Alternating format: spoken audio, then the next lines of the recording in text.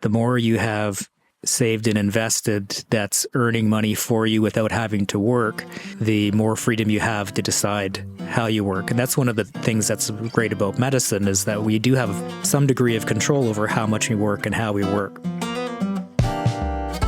Okay, welcome back to the Hat Rack. I'm Dr. Bill McCauley, the Associate Dean of Continuing Professional Development and Faculty Development at the Schulich School of Medicine and Dentistry. And the Hat Rack, as we all know, is a podcast that is geared towards physician in practice to help them to plan and implement their continuing professional development in a bit more of an informed and maybe even evidence-informed way. So we're going off in a little bit of a different direction today. I'm really excited to have with me on this episode someone who's going to be telling us a little bit about the importance of financial literacy. And we're going to talk about why it is important for physicians to think about financial literacy beyond just the obvious reasons why people might want to do that and how that fits in with continuing professional development. So I want to welcome Dr. Mark Soth. Dr. Soth is a critical care physician working in Hamilton, but he has become, I think, more famously known in recent years as being the Loonie Doctor. He has his own website. He became interested in financial planning, and we're going to hear about that. Welcome to the Hat Rack. Great. Well, thanks for having me. So maybe we'll just start off by having you introduce yourself a bit, Mark, and I'd like to hear about what you do clinically and how you got going down this path of financial planning for professionals. Yeah, so I'd say I'm probably mid-career, but I mean, it's hard really to say exactly what's going to happen over my lifespan, but I've done a number of things over the years. I trained as an internist and then respirology and critical care. I started off doing all three, gradually shifted around my practice over the years. We had the opportunity to try to develop our system in critical care more at our hospital, so I spent more time doing that and went on to be the chief of our department there, which we formed out of a bunch of multiple services that had been functioning prior to that down into one.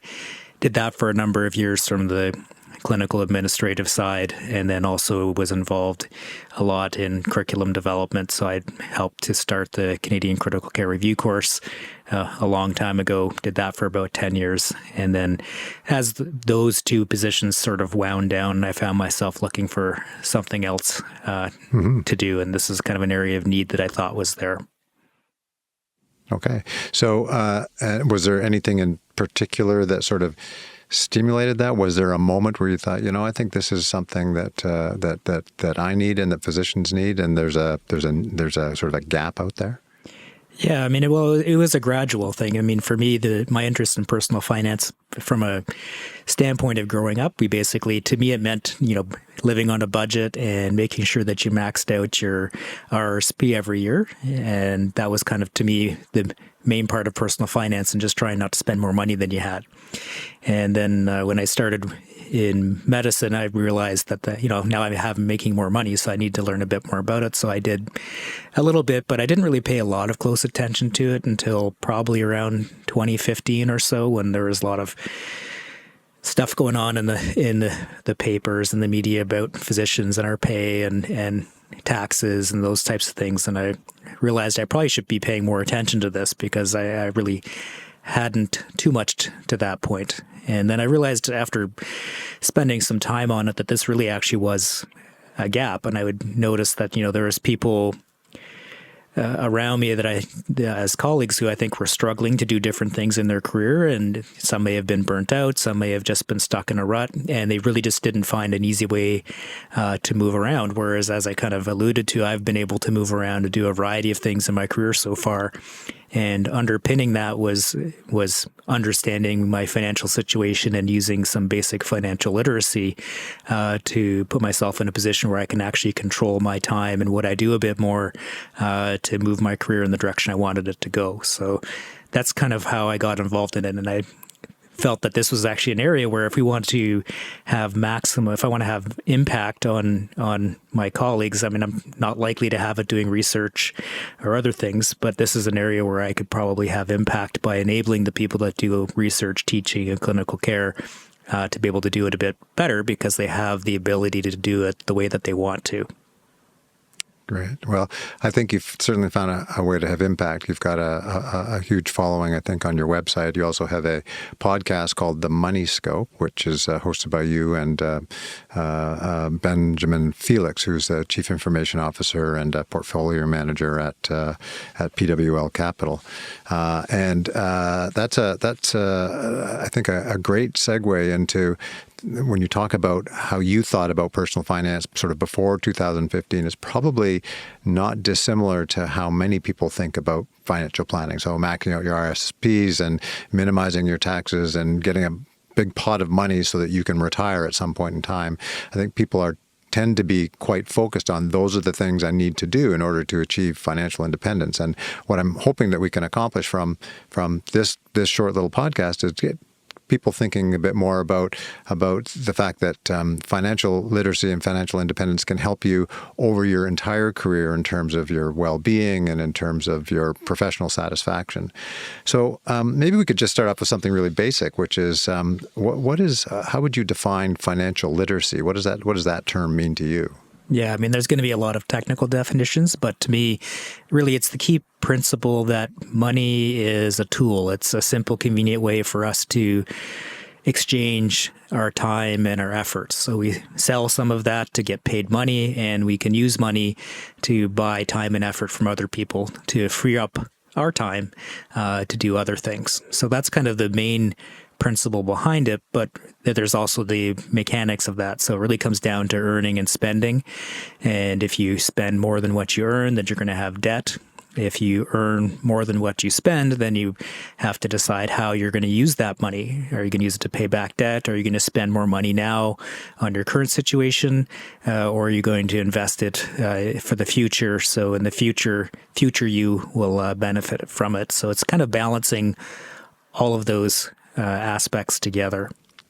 Okay, and you also talk about financial independence and the goal for achieving financial independence. So what does that look like if you've got financial independence? What does that mean? Does it mean you're not getting mom and dad to pay your rent anymore, or what does that mean?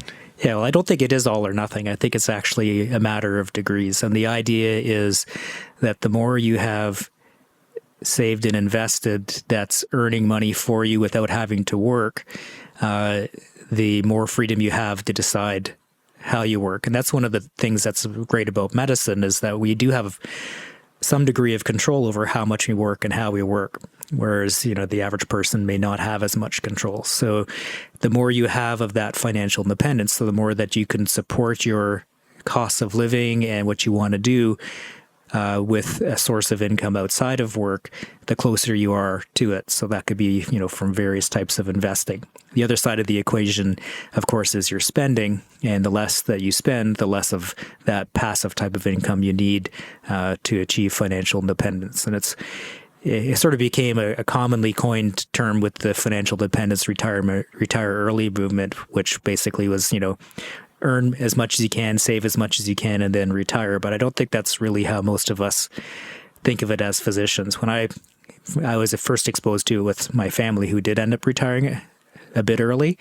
But I think for most of us, part of our identity and things that make us happy and excited is actually our career in medicine. So it may not be that we want to retire from medicine, but we can actually move around in how we practice medicine to align it more with what we'd like to do. Right.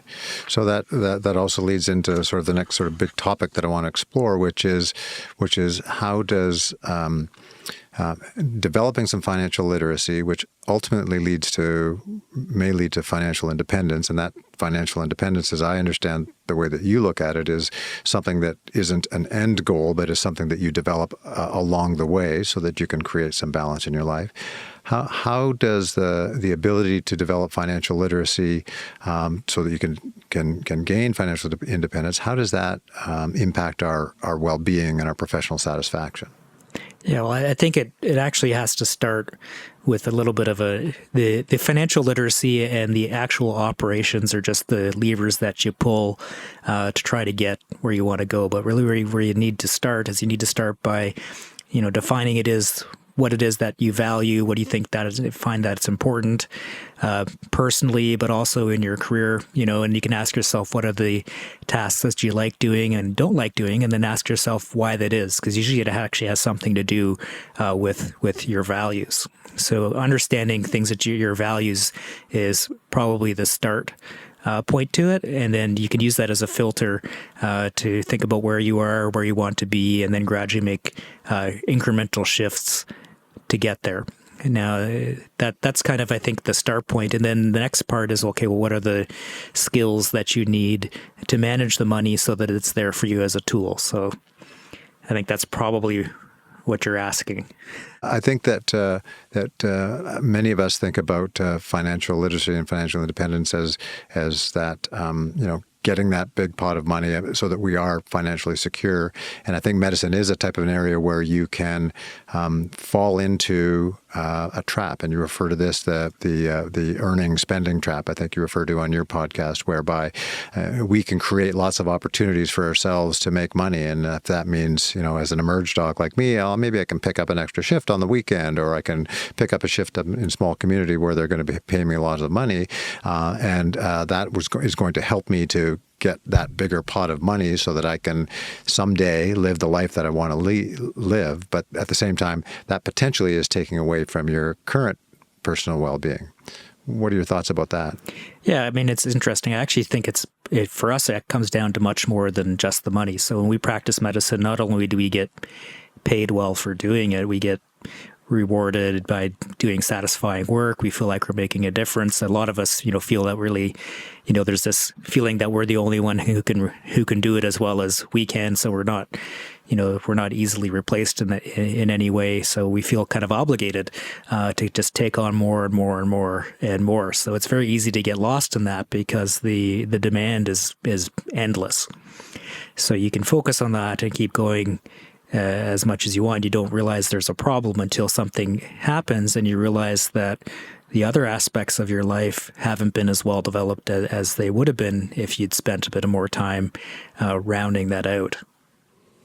Right, and you also talk on your podcast about regrets, and how the decisions that we make incrementally, small little decisions we make on a day-to-day basis, both on our personal lives and our professional lives, those things compound over time like money until ultimately you're looking back and you've got all these little decisions that you've made and have maybe forgone various opportunities that you wish you had done. Can you talk a little bit about the concept of regrets and why that's important for us to think about earlier rather than later? Yeah, and this is actually, honestly, it's one of the things that started me down this road of teaching and learning more about it was, a lot of us see people at the end of their life, and that's where regret is really brought into a tight focus because it's the end of the road and you may have regrets and you can't do anything about them. So understanding about regret before then is a way that is a tool that you can use to avoid it before it's too late to actually change some of those regrets. And if you look at what are some of the core regrets, they're actually very similar around the world. And there is research that's done on this. And there's core regrets like foundational regret is one group where it's something you just didn't do, something you should have, like saving for retirement or doing your homework and working hard in school. Those would be foundational regrets. But relational regrets are one of the other big common categories where you didn't spend time nurturing and maintaining your relationships. Taking the regret of not taking an opportunity that you could have taken. And again, if you're just trying to make ends meet, you don't have the freedom to take advantage of a lot of the opportunities that may actually be there for you. So that's another type of regret. And then the big fourth category of regret is moral regret. So just not doing the right thing. People regret that. So you want to realize this before it's the end of the road and try to make adjustments along the way. Yeah, I think the concept of opportunities lost is one that comes to mind, and I think most people regret the things that they didn't do more so than the things that they did do, and all those opportunities that you've given up. A great example from the Hat Rack is that I used to have a co-host, and Leslie was our co-host for her first season, and she had worked here at CPD at Schulich for many, many years, and she made the decision to take her kids out of school, and they have gone off sailing around the world for 2 years on a huge adventure, which I think that's one of those things that many of us may have thought about, well, it'd be kind of fun to do that, but just don't have the courage to do that. So those regrets of missed opportunity are things that come back to haunt us if we're not intentional about the way we're planning our lives. Yeah. Okay. So are there? We know that that some of these decisions that we're making along the way are decisions that ideally are going to lead to a better life for us in some capacity, both now or in the future. Are there some concrete strategies that you can recommend for in terms of how people can make these decisions moving forward to try to avoid having those regrets, or things that they can plan for it? Because a lot of this is thinking about things that I would have done, could have done, should have done. How can we think about those things before they happen? What are some strategies that we can use to think about that? Well, yeah, you have to be able to carve out the time to actually think about it and try to articulate it. And if you can articulate it in writing, that's even better. Now, of course, that's a pretty daunting task because there's anything you could possibly think of to write. So one of the places to start would be to learn a little bit about what are the things that in general, if you were to look at the research, what are the things that are in general tend to make people more happy and satisfied, and what are the things that tend not to make people have more lasting satisfaction. So there is a body of literature around that, and there's a number of areas which if you spend time and money on them, it's more likely to be fruitful. For example, experiences tend to last longer than things.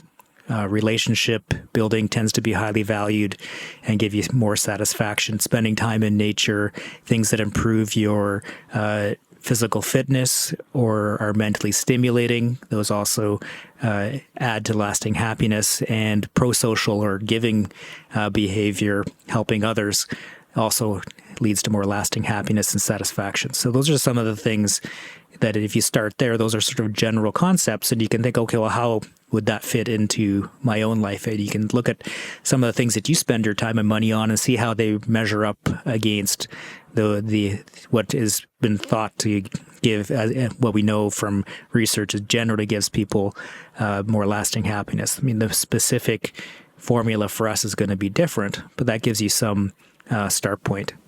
Right. That list of things that you just rhymed off there, like it was second nature to you, are probably many of the things that we tend to forsake because we're busy doing our work. And that work may be related to making more money, may be related to professional obligation, but those are the things that we often tend to set aside and set for another time. So I think being intentional about our planning our lives that way is probably a really great idea.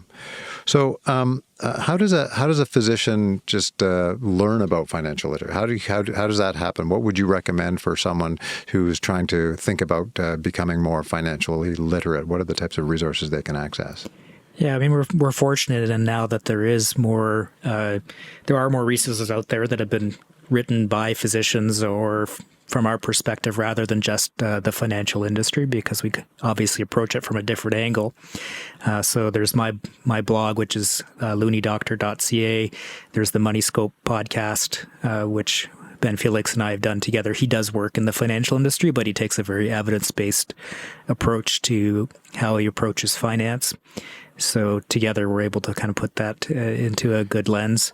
Although I must say that I'd be reluctant to have Benjamin give me Versed for my scope, because he just in the first episode I think he gave a milligram of Versed in, and if you're scoping, I don't care what you're scoping on me, I want more than a milligram of Versed. So maybe you can feed that back to him. Yeah, sure. No, it's really funny because we have the group of people that work on this that are physicians and the one that are totally non-medical, and they just find the non-medical folks just find the whole idea of endoscopy scary, and they get a kick out of some of that. So yeah, well, it is scary if you're only getting a milligram of Versed. But yeah, anyway, absolutely, yeah.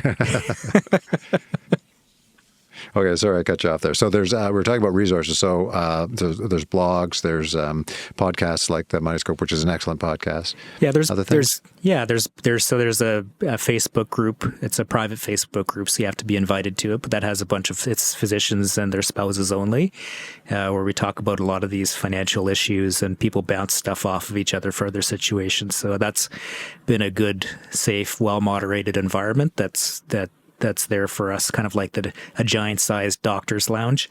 Yeah. There's books too. I mean, Reboot Your Portfolio by Dan Borlotti's a recent book that I thought was really well written. It's nice and simple, easy read, goes through a lot of the mechanics of investing and how that works, which is nice. So yeah, there's a lot out there. I would try to pick things that are appealing to you, because you have to be able to get through it. Yeah. We all typically have got financial planners that we work with as well. And, I have to say that I was guilty a little bit about having a bit of a closed mind to what all this is all about, because our financial planner maybe a year or so ago approached my wife and I and said, I want you to do this, complete this tool. And it was a values tool. It was about what are the things that you value in your life. And I gave him the feedback. I did it. And I said, how is that useful to me? I'm just trying to build my portfolio and save for retirement. How is this helpful for me? And he and I joked back and forth. My wife loved it, of course, because it was all the stuff that's important to her. And not that it's not important to me, but I was just not seeing that connection. And it's only since having that conversation with him and listening to you, really understood the importance of thinking about what your personal values are in terms of how that fits into your financial planning and your professional satisfaction. Yeah, well, it's actually great that you brought that up, because if I look at, what are the things that physicians struggle with retirement, everybody focuses on the financial piece. But from what I've seen, my colleagues who struggle the most from it, and they don't realize what you're just talking about is so important until it actually suddenly is important. And yes, we can feed a lot of our values, and we can feed a lot of the things that make us happy with our career in medicine. But what happens when medicine ends? You have to have built those relationships and interests and that identity outside of medicine as well. And, it is one of those things that takes time to develop and compound, just like investing does. So not only should you be planning for your retirement by investing properly with your money, you need to also make sure that you're investing in your life outside of medicine, so that you have that to successfully go to when medicine is done. Yeah, that's really interesting. And a position that I held just prior to this one, I had put together a retirement support package together for physicians who were transitioning to retirement. And this was for faculty members here at Schulich. And so we had a few focus group meetings where we had some soon-to-be retired or recently retired physicians. And not once did anything come up about financial implications of retirement. What came up was probably front and center was, I don't feel like I'm part of something anymore. Right, so I feel like I'm no longer part of the club. I don't have people around me that have got common interests and struggles and challenges, and now I'm just off doing I don't know what. So that planning for that transition is so important, and the least important for these people anyway were the financial implications of their transition to retirement. Yeah, definitely. Yeah. So just want to get to the advice stage now, and we're all just talking about different stages of your career. We talked about retirement, and I'm going to get back to that, but what advice would you give to a physician starting out, so either a resident or an early career physician, in terms of how they can think about their financial planning and financial literacy at a very early stage in their career? Yeah, I think there's from the financial piece, I think there's a few things. One is that, it's an exciting time. You get to use and hone your skills. You have lots of energy. And, if you're able to earn and make money during that time, you try to take advantage of all the different opportunities that are out there, not only to earn income, but to see what you like and what you don't like and build your career. And as you do that, I think as we've mentioned already, it's really important to understand what you value and what you don't. Because you're now going to have this situation where you're bringing in money and you have to decide what you do with it. And it's actually more difficult to do that than it is just to work and pay the bills and know that you have a big debt and not really have to think beyond that. It's much more difficult when you have to start making decisions. One of the things I do when you do understand that, is make sure you reward yourself in some way. I mean, we're kind of the kings and queens of delayed gratification in medicine. So pick something that does align with your values and try to reward yourself in some way with some of the money that you're making. But I would avoid making big, major structural changes. The common things that are talked about are cars and real estate, where not only do you pay for it now, but it has ongoing costs. And if you decide that maybe you don't like where you're living or your career is a bit different or whatever, there's a higher cost and complexity to change your mind. Just make incremental changes to kind of grow into your new financial situation rather than doing it all at once. And it's really important to do that from your perspective of what's important, because you have a lot of people telling you what they think you should do with your time and your money, but you're the one who should decide what you do with your time and your money. It's interesting. When I graduated from medical school some time ago, in the late 80s, we had an address from one of the senior faculty members, and he said, "No, I know you're all going to be making money now. My advice to you is don't go out and buy the expensive cars. Just treat yourself with a really nice brand of toilet paper." So that was his That's great. The small pleasures, I guess. Used every day, Yeah. There you go. Okay, so what about towards the end of a career, a physician who's sort of maybe within 5 years of retirement, and they've been maybe building up a bit of a nest egg for retirement? What advice would you give to someone who's getting towards that career stage? I know you're not quite there yet, but what kind of advice would you give to them? Yeah, well, I think you've kind of alluded to it, and even though I'm not at that stage yet, I'm at the stage where I have been going through this exercise, where I think from the financial aspect, you understand where you sit and where you need to be for retirement. So if there is course correction that's required, you can do that. And that could be on the saving and investing more, or it could be on the adjusting your expectation side. It depends. But thinking about that in advance is helpful. And that's one of the areas where having a financial planner to model that for you could be useful. And one of the ways to do that is use a fee-only planner to do that, where you pay them a flat rate to make a plan for you. If you have a financial planner, an advisor that's working with you, and they're not doing this type of work with you, then that would be a red flag to me that, this is actually one of the areas where their biggest value is. So I'd want to be attending to that financial piece. And then, as we talked about, you want to make sure you're starting to, paying attention to what you think retirement is going to look like and what you'd like to do, and start developing some of that in advance. So you want to make sure that you're paying attention to your relationships and your interests, and developing an identity outside of medicine, preferably well before 5 years leading up to retirement. Because the thing is, one thing about retirement is you actually don't know when it's going to happen. You may be forced to retire earlier than you planned because either you have a health issue or a family member has a health issue.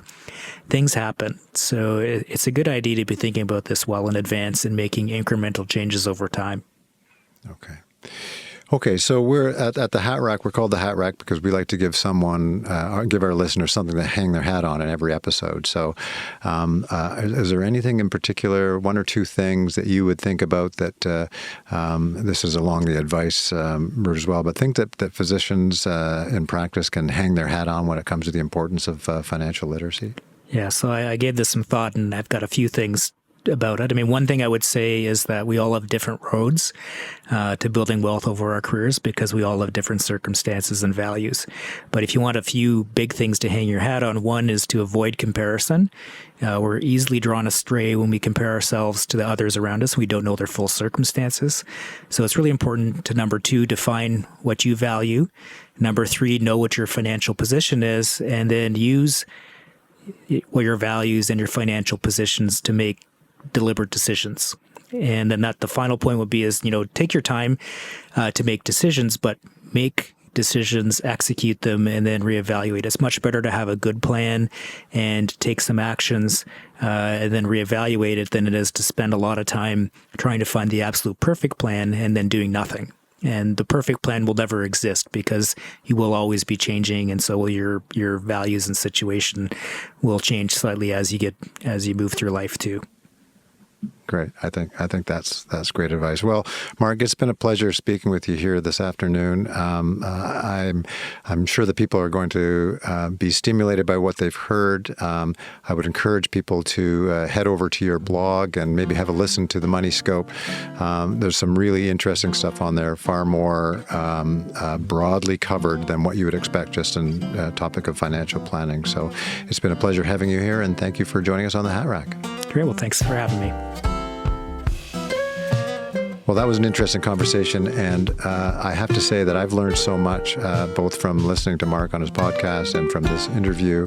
I think that the thing that I've taken away from all of this is the importance of being very intentional about the way that you plan your life, and from a very early stage. And that's not to say that things aren't going to change as time moves along, but to be intentional about what do you want to do with your time, what do you want to do with your money, what are the things that you value in your life and that you want to spend time doing and you spend your money on doing, what are the things that you can give up so that you can achieve some life satisfaction, what are the things that you don't want to mess with, so you don't want to mess with your relationships, for example.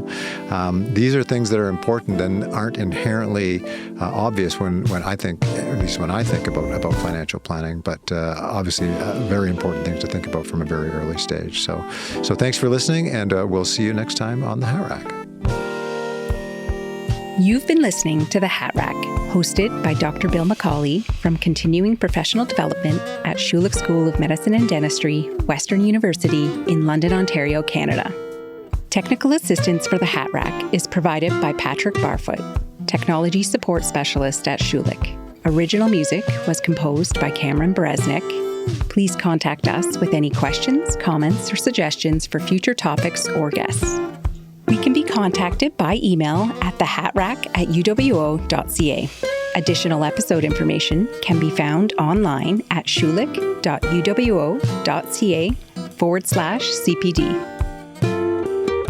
For The Hat Rack, I'm Kimberly Bukala, Educational Developer at Schulich School of Medicine and Dentistry, Western University, leaving you with something to hang your hat on.